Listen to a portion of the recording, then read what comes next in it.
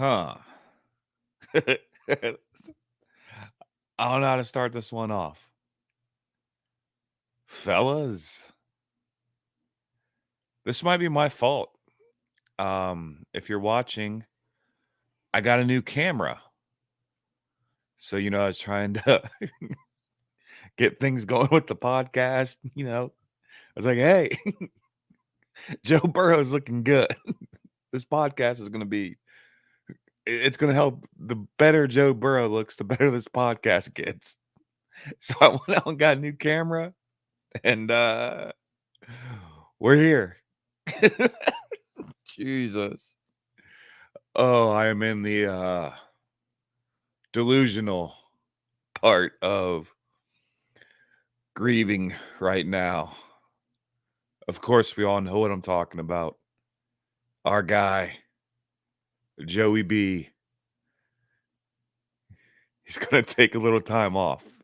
He's, you know, he's gonna take a little time off. Man, um, yeah, it's a weird one, man. Joe Prano brought up a point, and it might be something we have to talk about. Is Joe Burrow injury prone? Because all Prano was talking about was the first 4 years of his NFL career, which now for the second time is a season-ending injury. What I don't think Prano knows about was at Ohio State. The reason he transferred was he had a broken hand and to keep eligibility. So, I mean, look, he definitely overcame a broken hand when he went to LSU, of course. So, yeah, part of me is like, we might have an injury prone quarterback. The other part of me is like, nah, this is the script writers. This is the script writers. Because check it out.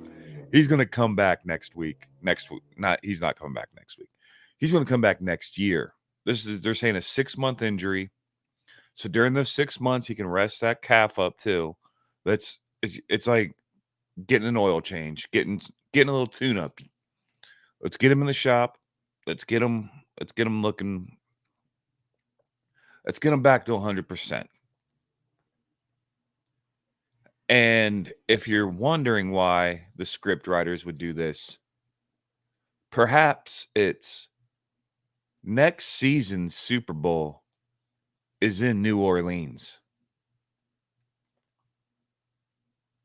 the home that Burrow and Chase built to win a national championship.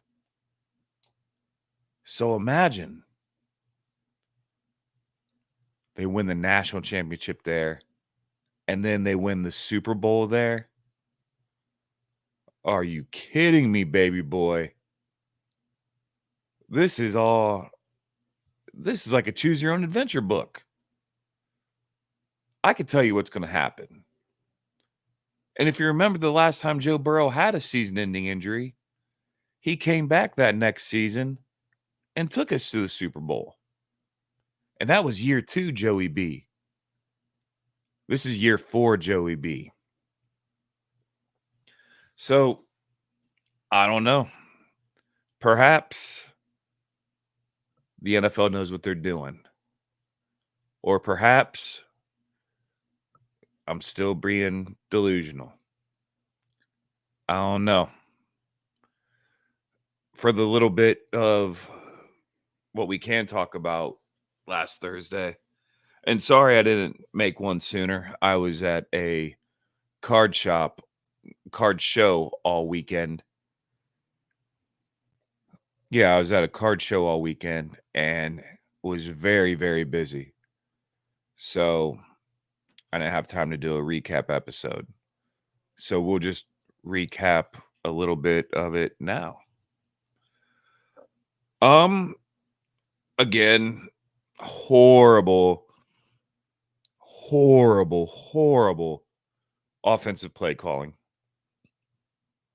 It was bad.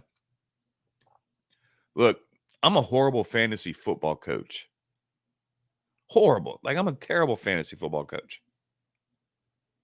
And I was able to tell every single play that the Bengals were going to run up until Joe Burrow got hurt. The run game was working. We had a few good runs by Mixon. So what do? Pass. I don't know why Taylor does not want to get a good running game going until after it's too late. Because once Burrow went out, then all of a sudden we were running the ball the whole time while we were down. Like, there was no sign of like any tenacity. There was no urgency, nothing. It was like once he went down, we just started running the ball and then got way too safe. And if you're thinking about it, our defense had us in the game even after Burrow went out. Like, there was still moments in that game where, I was texting with Andy and Joe and we were saying, like, they're still in this game. And it just became too much for the defense to stay out there for so long, rightfully so. And yeah, we ended up losing by 14. It was not ideal, but it's a new era, baby. And by new era, I mean 6'2", 209 pounds of twisted steel and sex appeal. Jake Browning, we are baptized in your name. We come to you, quarterback one, to take us to the promised land. Let's shock the world, Jake Browning. You're our guy. When Drew Bledsoe went down, I'm sure the Patriots all thought that it was over for him. And then some guy, some goat named Tom Brady came in the game. And it was all over from there. So now, next Sunday against Pittsburgh, we will see this man that we call Jake. 4 yards shy of 13,000 passing yards at the University of Washington. 94 touchdowns with only 34 interceptions. You're our guy, Jake Browning. And did I just compare Jake Browning to the greatest of all time? Yeah, I did. But that's still not as wild as some people online posting that Tom Brady's going to come back and take over for the Bengals. Like, Tom Brady just wants to come move to Cincinnati this time of year. That's what Tom Brady wants to do. Tom Brady has all those bikini models in Florida right now. But you guys think he wants to go live with women wearing flannel shirts and raking leaves and getting ready to plow snow. The only thing he's plowing is tens in Florida. Probably California too. He ain't coming to Cincinnati, you dum-dums. But it is wild. Imagine if Tom Brady, like, for some wild reason, Tom Brady decided he wants to go play in Cincinnati and, like, wins a ring and then just walks away. Like nothing happened. Like the Bengals just win a Super Bowl and Tom Brady leaves. That's not going to happen. But it's pretty funny to think that it could happen. I don't think I'm out of line for thinking that these next 7 games, Browning's going to either go 6-1 or 7-0. Probably 2,400 passing yards, 21 touchdowns, no picks. Get us into the playoffs. Think then I don't think it's unrealistic to think that perhaps Jake Browning can give us a Super Bowl run. Why not? It's Jake Browning. And maybe we have a quarterback battle at training camp next year. It's not too outlandish to think of, right? Right? All right, I'm dumb. I just want let's just see where we go from here, and we have other things to worry about. Uh T. Higgins contract year. This is probably not how he wanted this to go. He's been injured, and then he lost Joe Burrow for when he comes back. And Bengals fans, look, I'm as big a T fan as it gets. But you do realize that 22.917 million.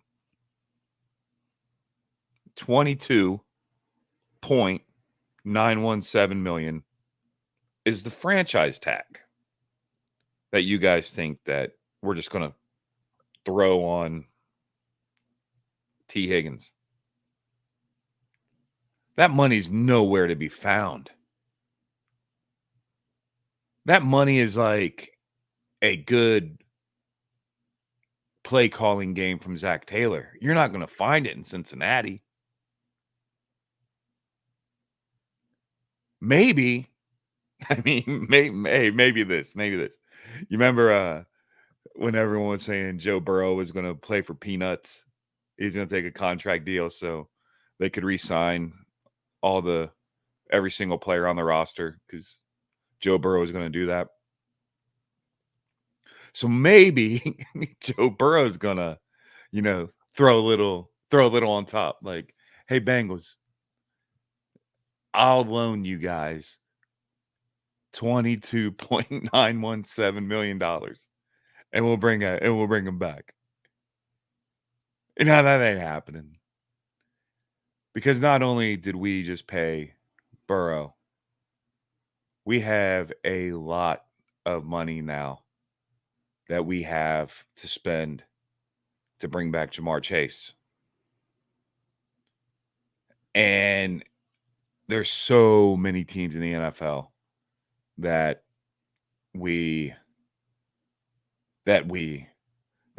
T. Higgins can go be wide receiver 1 for. So, look, I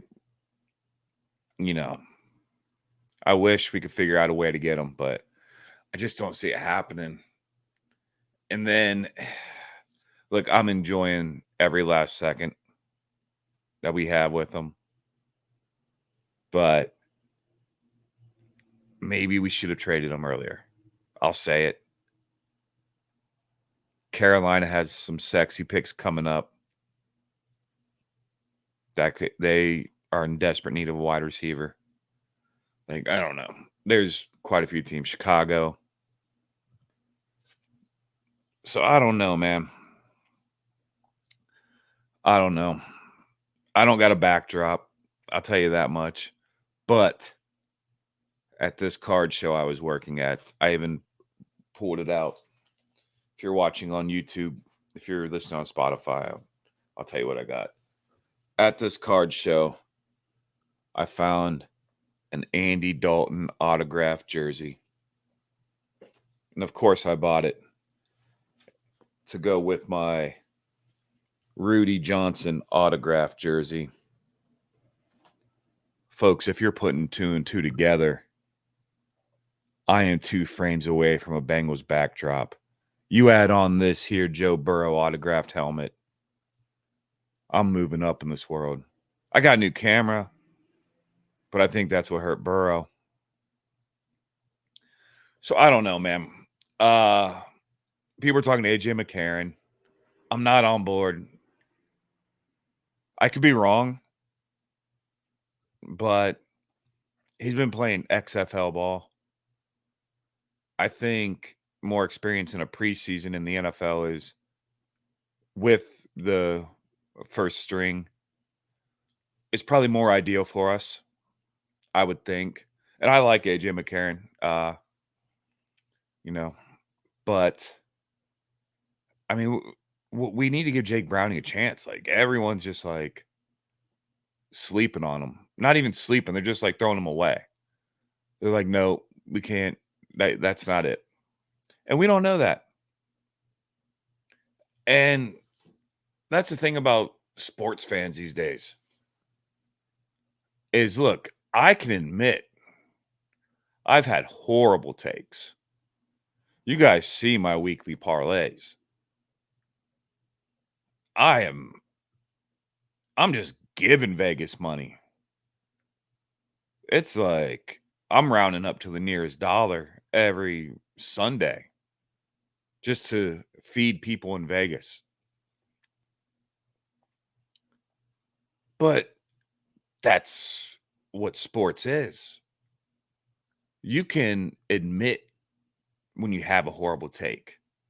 You can admit to be wrong.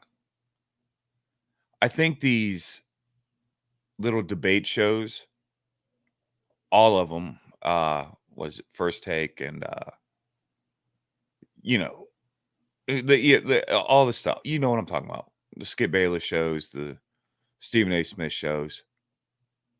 They've made too many people think that they know everything. And I have friends like this, and they're not even fun to talk sports with anymore because they think that they see these scripted arguers online or on TV.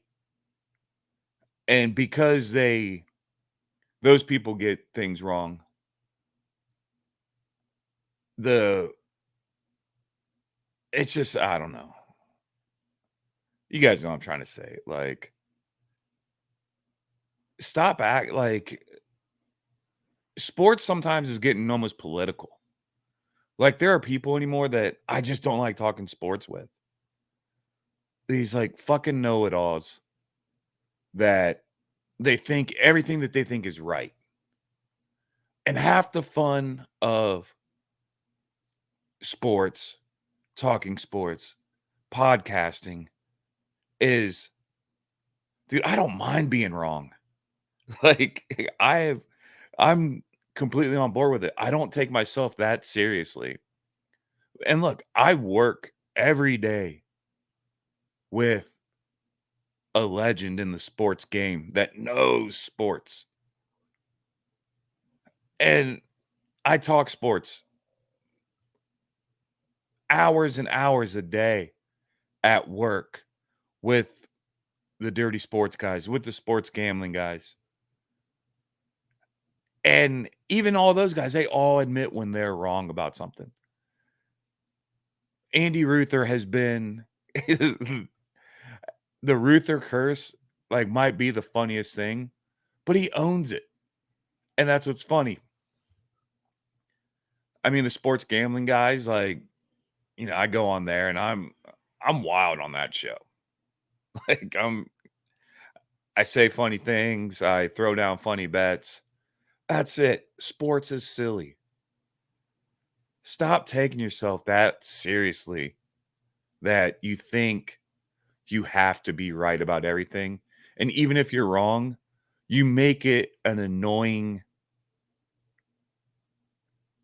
you're just annoying. Like when you just don't admit you're wrong. Like it's sorry. There's just people these days. Like I got people that just there used to be people I like to talk sports about now, and now it's just like it's cringy talking sports with them. Like if they were this smart, they would be on one of the talking head shows, but they're not. And that's okay. So, yeah. Anyways, enough of that. The thing I noticed about the Browns, because it was weird. It was 2 in 1 week, both quarterbacks from Ohio NFL teams went down. And today, the Browns won. The Browns have arguably a top 5, I'd say, at least top 5 defense in the NFL. They're stacked, and I hate to admit that. Like, I've been the biggest Browns hater, but once again, I'm wrong, and here I am. It doesn't hurt. The Browns look good this year, but that's the difference between other teams losing their quarterback and what Joe Burrow is to the Bengals. Look, man, we got 7 games left.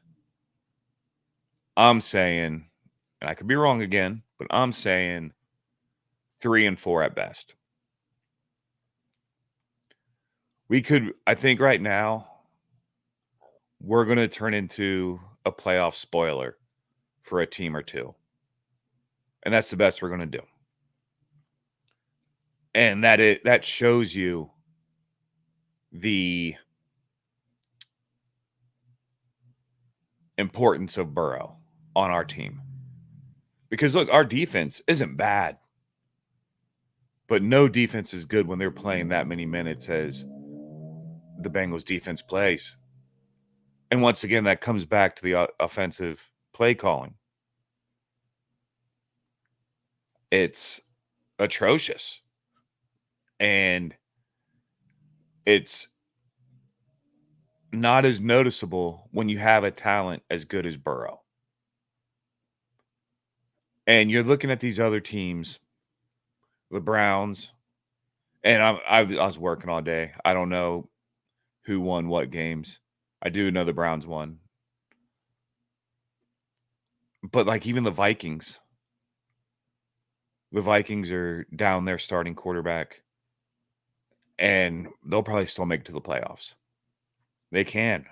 I mean, the NFC's I'd say a little easier to make it to the playoffs right now. The AFC's a crapshoot right now. And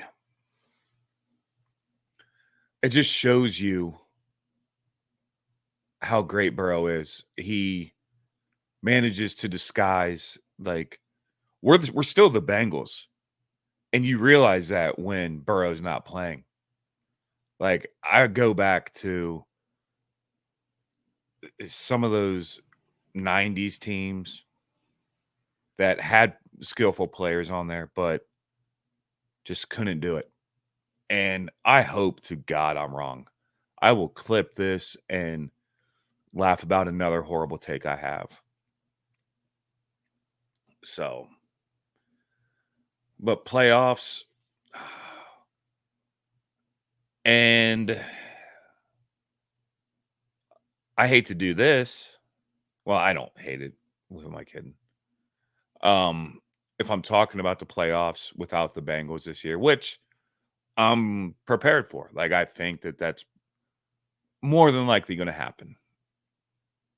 And you know what? As long as we got number 9 back next year, I'm fine. I'm fine with it. Get healthy. Let's play. Let's ride with Jake Browning. It's my guy, Jake Browning. But something that really pissed me off, and this is back into talking playoffs, was so Thursday night I'm at the bar watching, and I'm with my coworker Aaron, and we're just having fun watching the game. And there was that moment where Lamar went down. And when you first get to the bar, you kind of look around to see, like, okay, where's another Bengals fan? Like, so you wait for a good play and you guys clap. It's almost like a Morse code, like, hey, I'm over here. And you see each other, give each other the wink, like, "Hey, all right, I see you. I know where my high fives are gonna be going. Go Bengals." So I see this gentleman at the bar, and, on the, I forget what it was. I think it was the field goal. It was McPherson's field goal.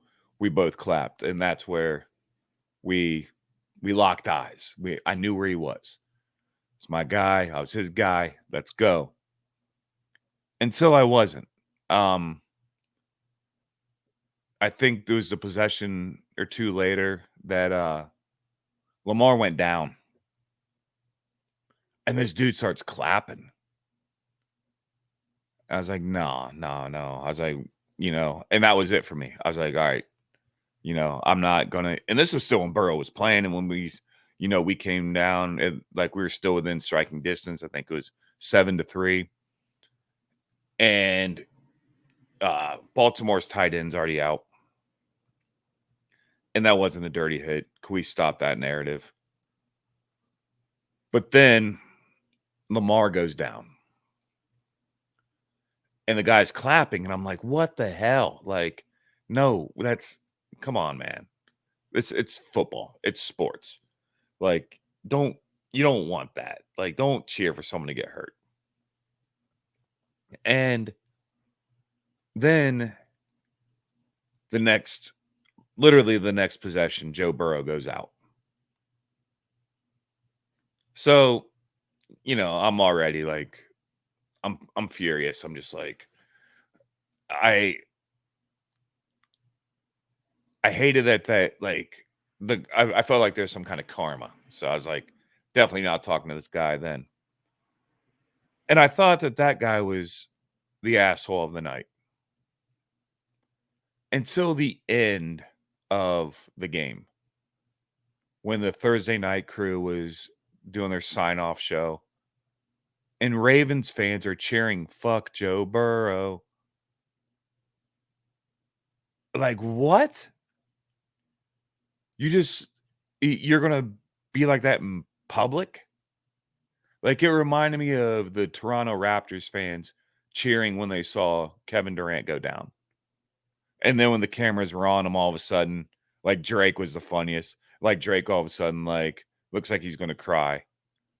I was like, "Shut up." That whole arena was trash that night. And at least they tried to hide it, like, after they realized they got, then they start like, "Oh, we're concerned now, we're." So I was like, "Alright, you guys are still trash, but maybe you guys realize that how dumb you guys look." And then to see Ravens fans, they're not even hiding it. Like, it's all over the news the next day, except ESPN, which I thought was weird. Like, all these other, news outlets, even TMZ picked it up, like, how just disgusting that fan base is. And it just made me think, like, when how they're always like, "Well, when the playoffs come, you should always cheer for people in the AFC North." I'm like, "The fuck we have to? What are you talking about? Hell no, why I ever cheer for the Ravens after that." And look, another horrible take.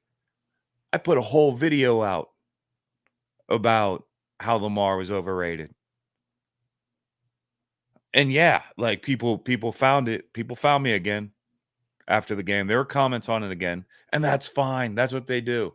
That's sports. That's the fun part of sports. Is I was like, "Ah, they got me. Here we go." And then, dude, that parlay I put out saying that Burrow is going to throw for over 400 and the Bengals would win, I was wrong.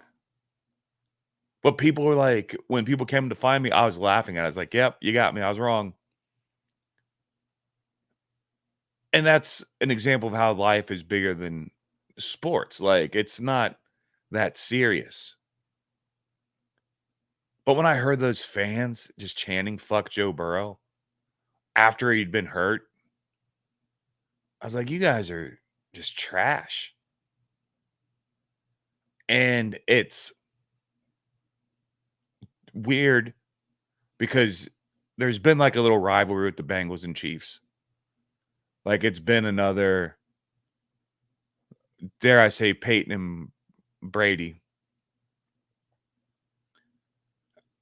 And when Burrow went down, Chiefs fans like all got together and donated to his charity. Like showing you like, God, you Chiefs fans are annoying, but you get it. Like you understand. Like the only reason you're annoying is because your team's good and and you beat us. So you have the bragging rights. So run with them. That's fine. I'm not saying stop, but hats off to you guys the for all the donations and everything to Burrow's foundation. I thought that was a class act. So, because of that, yeah, I find myself hoping like I would not be upset if Mahomes continues to put more foundation on his legacy. This and I got a bunch of friends that are Chiefs fans, so I'll be happy for them. But one more thing before I get out of here.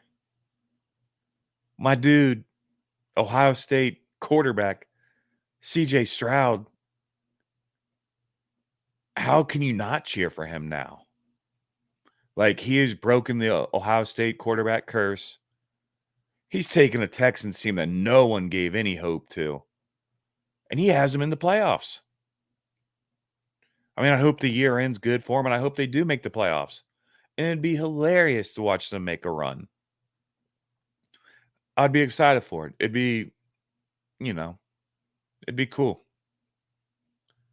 So, yeah, all serious aside, like, yeah, it sucks. Like, the podcast is going to go on. Like, I'm still going to watch the games. I'm still going to come on here. I'm going to laugh, have fun like we always do. But yeah, we're all bummed. We lost our guy. And it was right when he was looking good, too. The past 2 or 3 games, even that Texans game, in those final minutes, he looked like the Joe Burrow of what we all hope for. So, yeah, that's gonna be the episode today. But yeah, heads up, the podcast is gonna go on, and we're gonna keep having fun. And like my dude Jay says, we got nothing but time, baby. He'll be back next year, and we're going back next year. But until then, we're riding with Jake Browning. Let's go, my guy. And to all my Bengal fans, who dey? See ya later on this week with a preview episode. They're going to be a little different now. See ya.